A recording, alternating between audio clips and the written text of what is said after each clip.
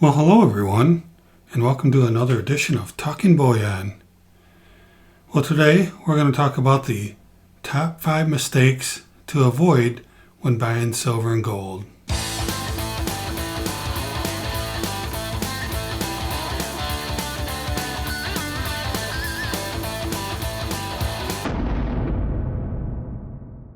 So I've been stacking for quite a while now, several years, and I've got a lot of experience with buying some good things and some bad things.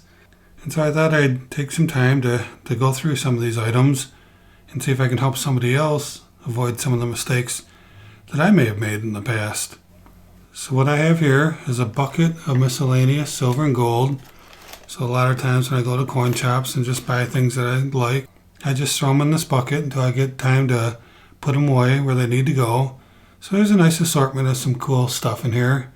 Some stuff was a good deal, some stuff may have been a mistake, but that's how we roll. And so I thought it'd be good to just kind of wander through this bucket as we talk about these top 5 things. So today I want to talk about the top 5 mistakes to avoid when buying silver and gold. Alright, so before we get on to item number 1, why don't we take a look at some of the stuff I have out here. Just get started here. Right here you can see a roll of Morgan silver dollars, and if you watch my videos you know that I have these ongoing rolls that I get and I fill them up, and then once I get full I put them in a tube like this and I put them in a guardhouse box. And I don't have guardhouse boxes for my Morgans because I don't collect that many of them, but the same thing, as soon as I get 20 of them I'll move them into another more permanent container and I'll store them away.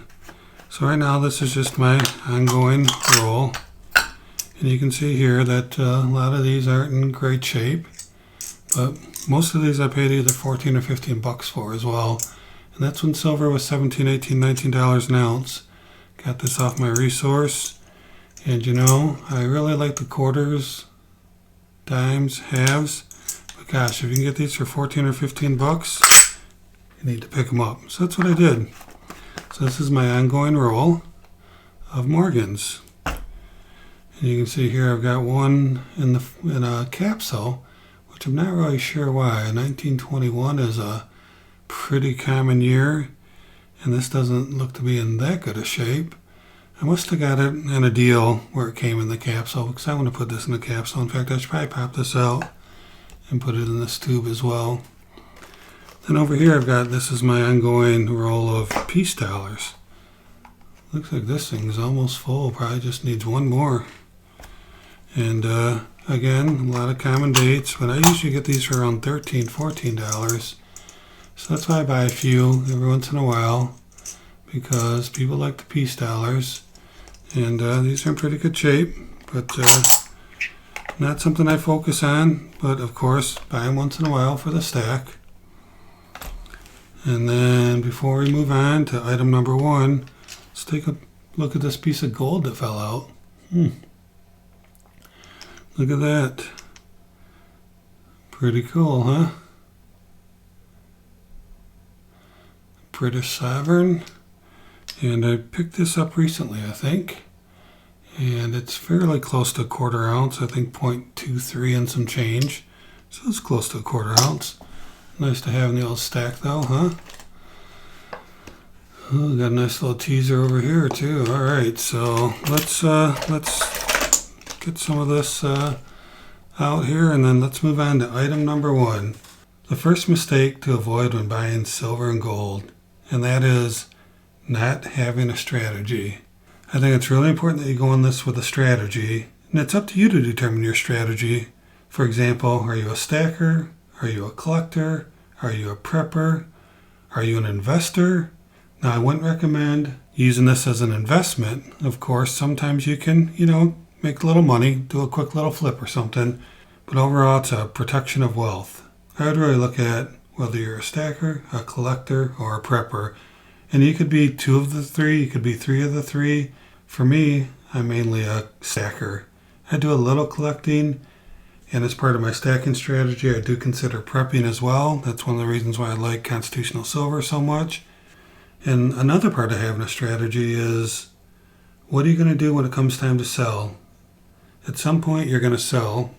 Maybe you won't, Maybe you'll pass it down to your kids and they'll sell it, or your grandkids. But as part of my stacking strategy, I buy things that I believe are going to be easy to sell. Stuff that is very easily recognized, stuff that is generally not counterfeited. And then you have to consider where you're going to sell it. Are you going to sell it on Craigslist? A little bit risky. On eBay, there's a lot of fees associated with it. At an LCS, which is a local coin shop or a local coin store, they're going to want to make their money, so they're not going to give you a great deal on it. And then maybe you can sell it to friends. But at some point, it's going to be sold, and as part of your strategy, in my humble opinion, you should pick up things that will be easily recognized and easy to sell. All right, so that was number one, not having a strategy. So before we go on to number two, let's look at some more of this stuff. We got a $5 reverse proof Canadian maple leaf. Got the little horsey down there. And I bought this for a gift to give to somebody over Christmas time and decided to give them something else. So I kept this, but I remember buying this at a coin show. I got this for spot when I bought it. I thought getting a reverse proof for spot was a great deal. And you can see it's over here, it's 4/9 fine. So it's really, really pure silver. Nice, huh? What I have here, I have a Mercury dime. It's in a flip because it's in great shape. Very, very nice. I believe somebody sent that to me as a gift. That's why it's in a flip, and I really appreciate that. And over here, we have some pretty cool Noah's Ark. Most of you are familiar with the 1 ounce rounds. These are half ounce. So these are fractional silver, which I don't buy a whole lot of. You can see over there, by my thumb, it says half ounce, AG999. I bought these, would have paid a little premium for them. I wouldn't say it was a mistake. I purposely bought them. I was planning on using them for giveaways, but if not, they're pretty cool. Pretty cool to have. I think we saw the year on there. Can we see that again? It's right below the 200 dram, and this is a coin. It's not bullion. It does have a monetary value to it. It looks like it says 2016. So those are pretty cool. And this is a half ounce poured bar. I thought was pretty cool. Again, believe I bought it for a giveaway. I doubt I paid $12 for it. Usually don't pay what the coin shows want. And just got your classic poured bar look on the back. Let's do one more item laying in here before we move on. Monarch Precious Metals, the steam engines. And I've got more of these in here as well. And yeah, those are pretty cool. Actually, I set them aside there. Right here, these I do a lot for giveaways. And these things are really, really cool. Oops, dropped a couple of them. Let me get them back in here. Don't want to get my fingerprints all over them. This writing on the side is just the eBay company that I got them from. And then everybody should know about the steam engine. My hand out of there. It is going to focus. Trying to. These are just beautiful, beautiful bullion. Alright, so pretty cool, huh? Got ourselves a nice little stack of stuff here. We already looked at that one. We'll pull this stuff over here. We'll take a look at the rest of it here in a moment. Alright. So let's look at the number 2 potential mistake to avoid when buying silver and gold. And that is the fear of missing out, commonly called FOMO. Now this happens even to seasonal stackers. And that is, you see a deal, you see something on sale, maybe you see an auction, maybe somebody has it online, maybe one of your YouTube friends are selling something, and your mind goes, oh my gosh, I gotta get that now. What if somebody else buys? I'll never be able to get it again. Silver's $17, silver's $15 today. What if it goes up a buck or two tomorrow, and then I'll have to pay so much more? I better buy that now. Your mind starts buzzing, and you just feel like you have to have it. And almost always when you make a decision like that, you're going to regret that decision. Now, of course, there's exceptions to the rule. If you see a collectible item that you've been looking for come up for sale, and you've been looking for it for a while, of course, you want to buy it. And there are some exceptions, but for the most part, if you let that emotional fear, that type of thinking, get in there, it's usually not going to be good. So try to avoid the fear of missing out mentality. Just look for good deals and make sure that it's something that you're not going to be able to get for cheaper later. And I know nobody has a crystal ball. I know we all wish we knew what that was for sure. But I think if you take the emotion out of it, you'll find that you can make better decisions. All right, so that was number 2, the fear of missing out. So let's take a look at some more things here. We got the Kookaburra gold coin at 1/10 of an ounce. It looks pretty tiny, but it is a 1/10 of an ounce. Just came out a few months ago. Still for sale, which I'm really shocked that I made 15,000 of these. I thought these would be gone very quickly. But they are still for sale, at least, third-party type sales. And I don't know why they put them in a flip that it really doesn't fit in, but that's how it came from the mint. My camera will zoom in this close. But a very beautiful piece of gold. And then this here is a 1 gram copy of the American Silver Eagle. Somebody sent me this as a gift.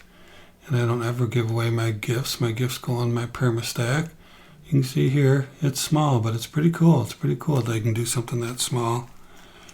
And then over here, we have, this is a 1976 to 1996, a bicentennial silver proof $50. Again, it's 40%. And don't pay attention to the price. I'm certain I didn't pay for that. You find a lot of these things in the half-off bucket at coin shops or coin shows. And so this is it's in a capsule. Probably was popped right out of the bicentennial proof set. If you've bought one of those sets before, you know the 3 coins in there come in these little capsules. It looks to me like the whole capsule and everything is popped right out of there.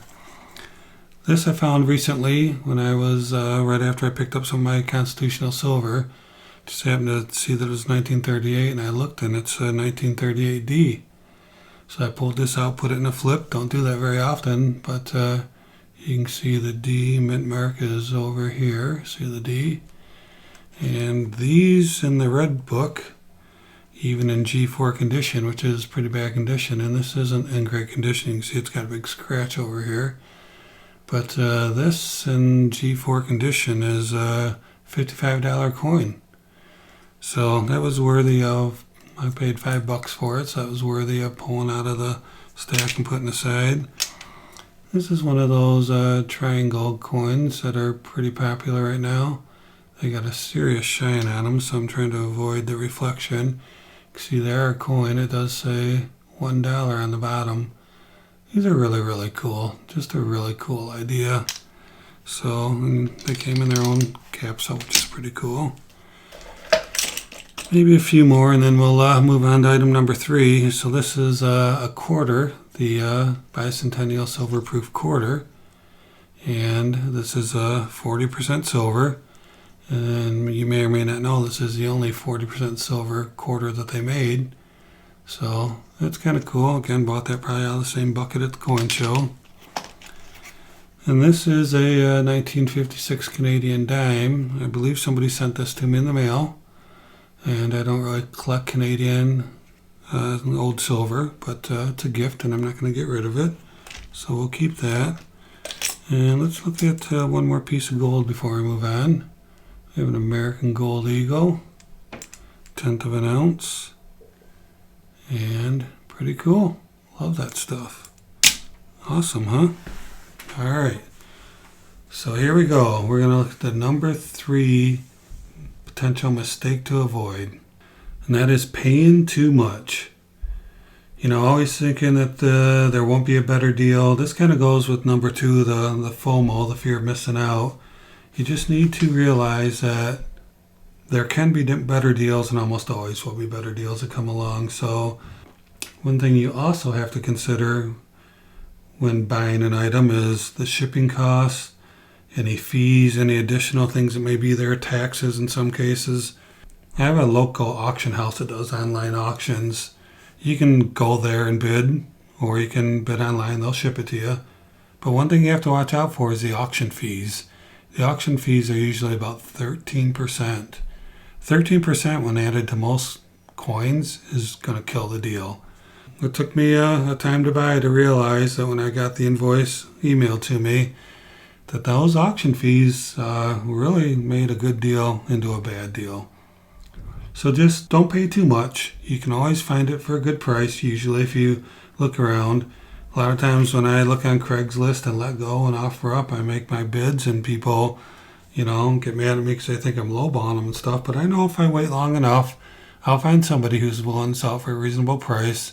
I'm not going to pay the, extra costs that a lot of people want. A lot of people I've seen, Mercury dimes, 1943, 44, whatever, Mercury dime. Sometimes they're on these sites for thousands of dollars. People think because they're old, they're worth a lot of money. Just watch out for paying too much, because if you look at your dollar cost averaging, anytime you pay too much, it really can have a negative effect on that.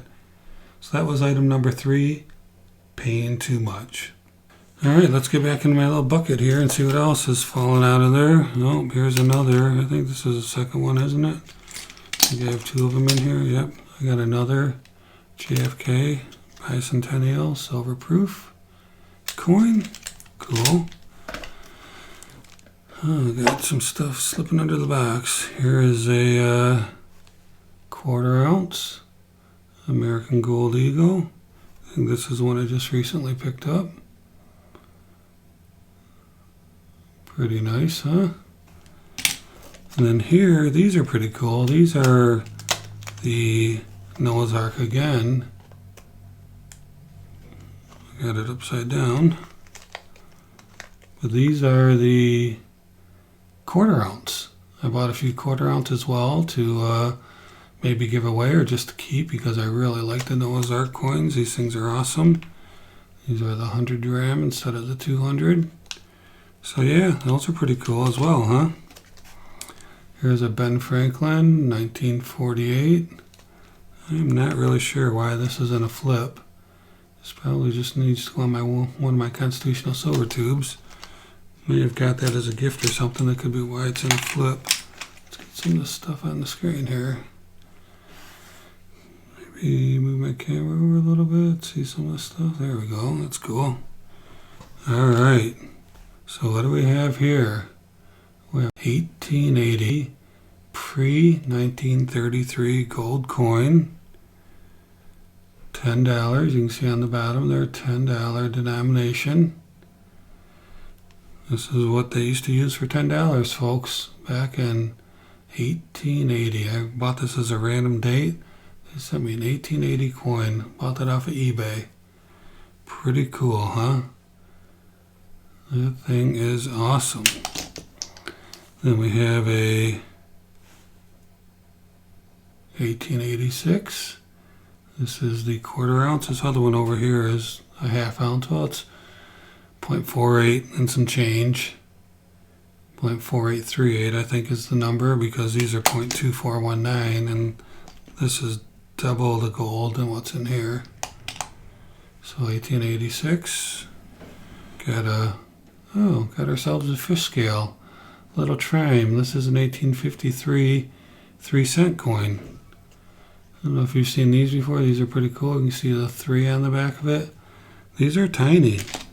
I did a video on the comments on the Trime at one point, the 3-cent silver piece. There we go. You can see how much smaller it is than a Mercury dime. And this is 75% silver. Might be one of the very few 75% silver coins that are made, if not the only one that was made by the U.S. Mint. They later upped it to 90%, but the first few years it was 75%. This is pretty cool. This is a 2-ounce high relief round. It's called the American Landmark Series. There's 4 of them. I have 3 of the 4. I still need 1 more. This was the same round that, if you guys saw the video when I met up with, when me and Mrs. TB met up with Silver Steeler and went in image photography, this is the same round we gave them as part of their Christmas gift. The high relief on these things are just awesome, kind of hard to see. And just pops right out there. So that thing's really cool. And See what else we have in here, because we're getting close to the end of the series here. So this is a casino token. You can see it's 999 fine silver. I know a lot of people collect these. I got this off of a Craigslist ad where the guy had just a bunch of silver pieces, and that was in there. And I don't really collect them. This is 20 grams. I believe I weighed it was 20 grams, so it's not quite an ounce. But probably has some value just in collectability. And then we have another one of those 40% Washington quarters. Here's a Mercury dime. Not sure why this is in the flip, 1927, but pretty cool. And one more, then we'll move on to item number 4. This is some more silver bullion. It's made to imitate the gold coins from the early 1900s. These are incuse silver, just like the gold were, so these lines are going into the coin instead of sticking out of the coin. So just a little copy of the gold coin, but you can see this is a quarter troy ounce, as on the bottom there. So those are pretty cool. And I usually bought things like this just to have around for giveaways, or even to give away as, gifts during certain times. Kind of losing my picture stuff over here. All right, we'll come back later and look at this other stuff. Getting down some good stuff here. Lots of gold and some other goodies. All right, so number 4. The number 4 mistake to avoid when buying silver and gold is buying graded coins.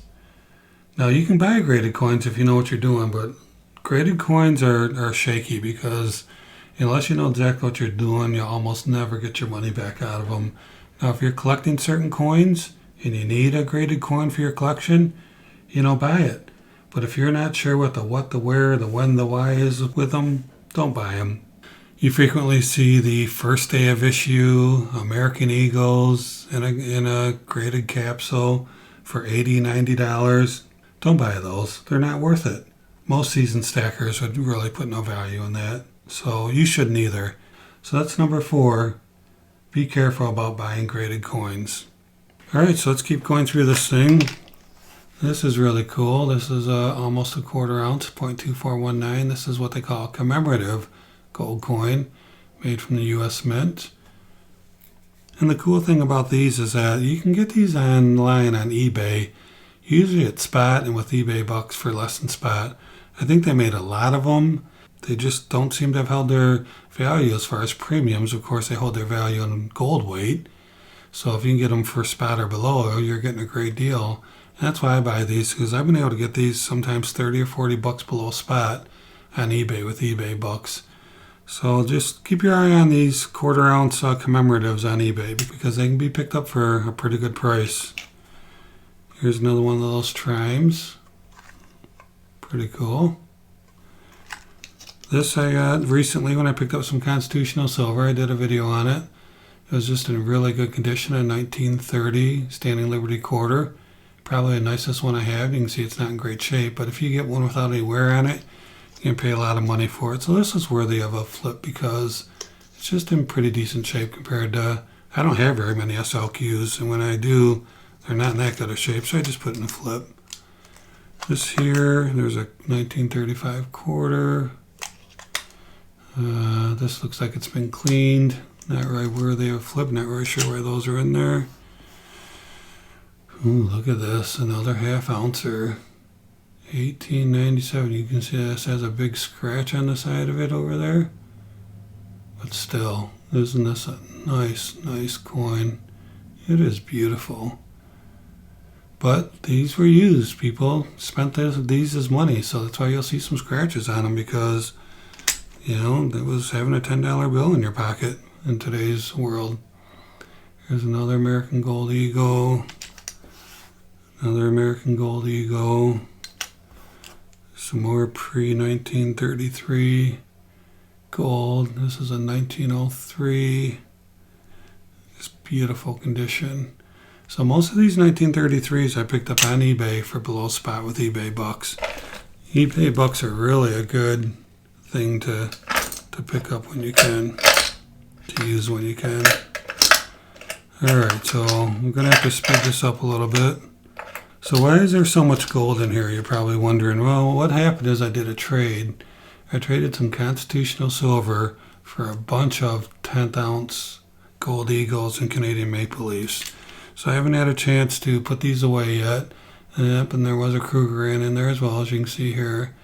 I haven't had a chance to get these into the storage bin yet, but they are going here very soon because I need to get these stored away. So yeah, I got a pretty good deal on these because, as you know, I get a great price on my Constitutional Silver. This guy really wanted some Constitutional Silver, and I traded some $50 for him, and I think got a really good deal. So that's why there's so many of them in here. He gave them to me all in capsules and stuff, which was cool. Now this here, got a watch reflection. Got this from a coin show, just a 5-gram Pan American silver bar. These things are really, really cool. Bought it for a giveaway. I think I gave away one of them on one of my big giveaways. This is a really cool Monarch Precious Metal half-ounce round. And I picked this up for a little below spot recently at a coin show. I'd never seen a half-ounce one, butterfly one. So I thought that was pretty cool to pick up. Just nice to have. Here's some more of the 1/4 ounce Noah's Ark. I think about 4 of them, an ounce worth. All right, got a few more things in there, but let's move on to number 5, which I think is a very important step. The number 5 potential mistake to avoid is do not compare yourself to others. This is a common issue. I see a lot of comments on YouTube saying, oh, I wish I was like you. I wish I could afford, some of this gold that you own. I wish I had. I wish. And it's like, you don't need to wish. You are where you're at. Everybody's in a different place.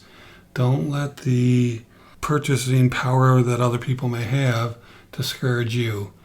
Heck, if you can afford a mercury dime today, just buy a mercury dime. If you can afford an ounce of silver every month, that's great. You're doing better than a lot of people. So really, don't compare yourself to others. It's not fair to you. You know what? Someday you'll probably be in a better position to maybe pick up some more stuff. And then you can. But, comparing yourself to others will just discourage you. And it's just not a good thing. So avoid doing that.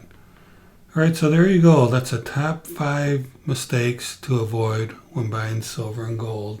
And let's get through these final things here. I got another 10th ounce Canadian maple leaf. Again, came from a trade.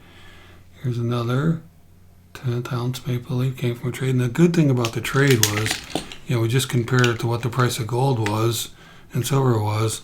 But I got all fractional. I got all 10th ounces, all this fractional gold, which is, is usually quite a bit more money. This, I don't remember where I got it. It's one of my first Morgans. It says it's rated MS62. I don't know if it is or not. But look at all the spotting on it. One there, one there, one there. This usually means there's a hole in the plastic right above these dark spots. If we could analyze this, we'd probably see it. There's a tiny little hole in there, and it causes them to spot below the hole. So if this is an MS62, it'd have a little bit of a premium on it, but it's not an attractive MS62. So because of these, the spotting, I'm not sure that people would want to pay a big premium on it. Here's a pretty cool half-ounce Sunshine Mint round. Again, don't see these very often. I thought this was pretty cool. Picked it up for a good price. Here's another 10th ounce Canadian maple leaf. And the rest of this is just some foreign stuff. Here's one of those half-ounce poured bars. Pretty cool. And that's about it. Oh, except for this one. Yeah, this one. Why is this not in a capsule? Why is this floating around the bottom of that bucket? I don't like that. I need to get that in a capsule. But again, just part of the old stack, trying to get things collected and saved. So the rest of that's just some foreign miscellaneous stuff. And looks like I got a Barber dime here. Really slicked out Barber dime. All right, folks, that's it. I appreciate you watching. I hope you enjoyed going through this stack of stuff. And got some pretty cool stuff in here. And just thought it'd be fun to take a look at the different things that I have available that needs to be put away. I appreciate you watching. And always remember, let's keep talking bullion.